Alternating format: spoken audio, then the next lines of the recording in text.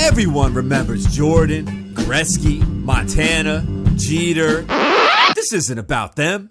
This is about the other guys. No Hall of Famers, no MVPs. This is the Unheralded. And we're telling you, don't forget about Dan Majerle.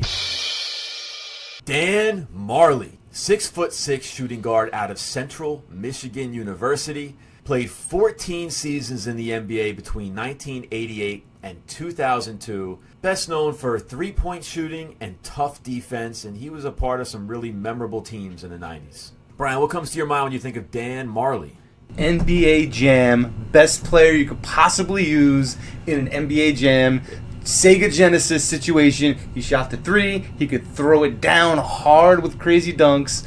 Dan Majerle was one of my favorite video game players of all time. That's a good one, man. We could do a whole series just on yeah, exactly. Yeah. Listen, man, he was a tough player. He played hard. He was in your face on defense. You know when you play pickup ball and most people guard their man a little bit loosely, but there's that one guy who gets up really close and gets right in your face. That was Majerle. Yeah. He was not afraid of anyone. The other thing I remember about him is his range, right? A lot of guys shot threes.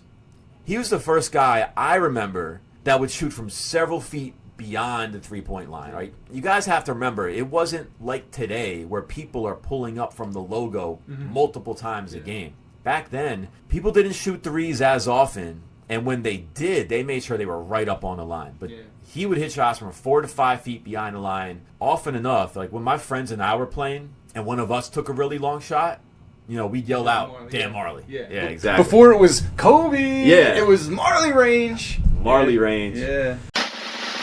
Guess the teams. Get right to it. Can you guess every team that he played on?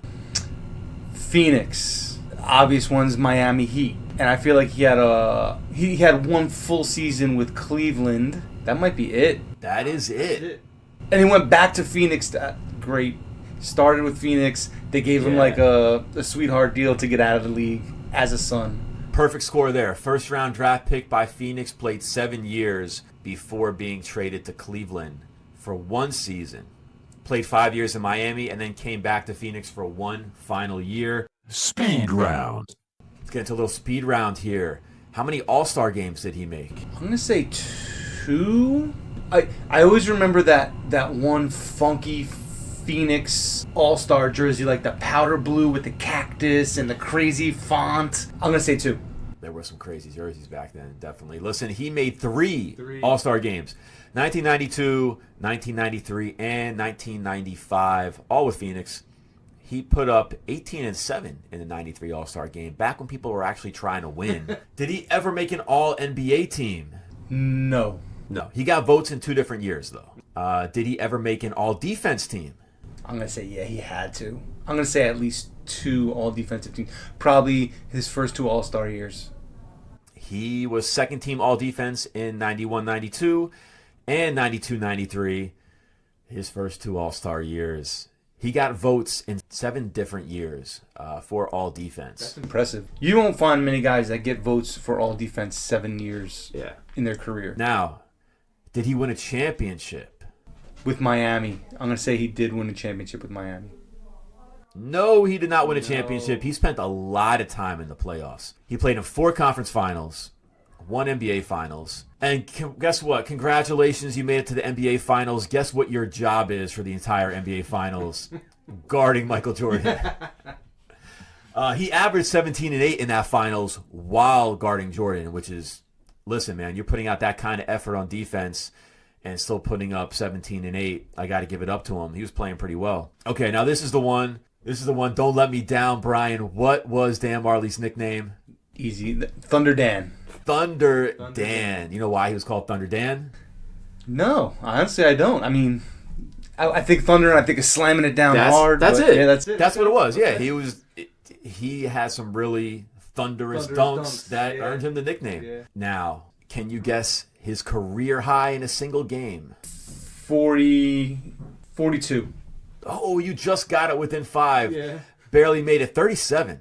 He never hit 40. Never hit 40. No kidding. He only scored 30 points or more 11 times in the regular season. In his whole career. I'm actually shocked at that. I was surprised as well.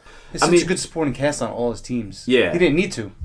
Yeah, and he did a lot of other things. He was a really good rebounder, played a lot of really hard defense, kind of ceded scoring to some other players, and the league just didn't score as many points as a whole back then. Mm-hmm. His most memorable game was a 34-point showing against Seattle in the Western Conference Finals. Game 5, 93, hit 8 3-pointers, so definitely capable of scoring a lot when needed. How fun would that matchup be?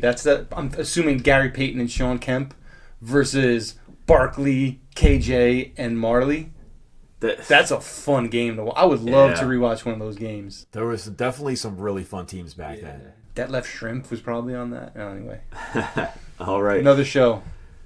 Now, as I said, Dan Majerle was a really good rebounder, for a shooting guard, sometimes small forward, but he was a really good rebounder. So within 3 rebounds, can you guess his single game high? 15. 15, right on the money. He was a really good rebounder, so 15 was his single game high. Now, can you guess his career high in assists? Probably not a lot. I'm going to say 8.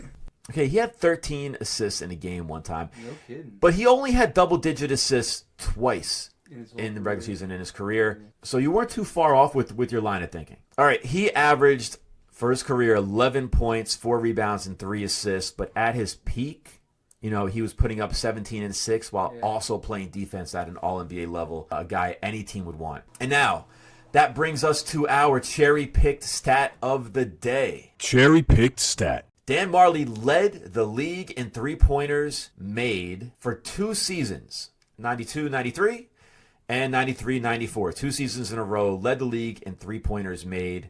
Actually tied for the league lead that first year with Reggie Miller. But that is your cherry-pick stat for today. Think about the double teams on Barkley. If you're a small forward on that Phoenix team and they're double teaming Barkley, who's probably the league leader in scoring, you're open all day. Yeah, you got to be able to put him down. Yeah. And with Dan Majerle's range, he can stand out there. All right, so that is the story of Dan Majerle's playing days. Now, Brian, where is Dan Majerle today? Dan Majerle is an assistant coach in Grand Canyon University, and he's been there for quite a while. I'm going to say at least 10 years.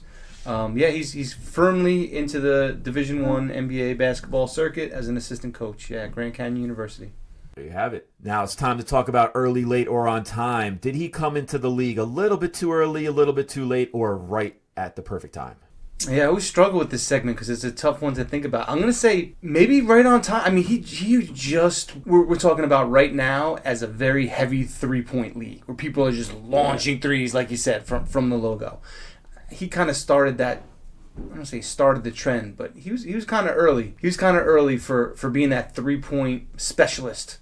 But then again, I don't want to reduct his skills by calling him a 3-point specialist. So, tough question. It's a tough question. Early, yeah. It's a tough question for a lot of people. And, I identify him so much with those 90 Phoenix Suns because he was a perfect fit on those teams. But I'm going to say he was too early. 3-and-D guys became so much more valuable in the NBA in recent years. You look at just the contracts that are going out. If you can hit threes and play defense, and he was leading the league in three-pointers and making all defense teams, I think he'd have a lot of teams throwing money at him if he played today, and he would swing a lot of games with that combo of skills. Good term, 3-and-D. I like it. Yeah. I did not make that up. I cannot take credit. I didn't know that one. All right. All right. All right, man. Closing thoughts. Dan Majerle, iconic in the 90s. Just, you think you're shooting hoops in the yard, you're launching threes, and you just say a Majerle range. I don't think that our generation will ever forget him. I would hope that the next generations hear about him. So watch podcasts like this, and you will. Exactly.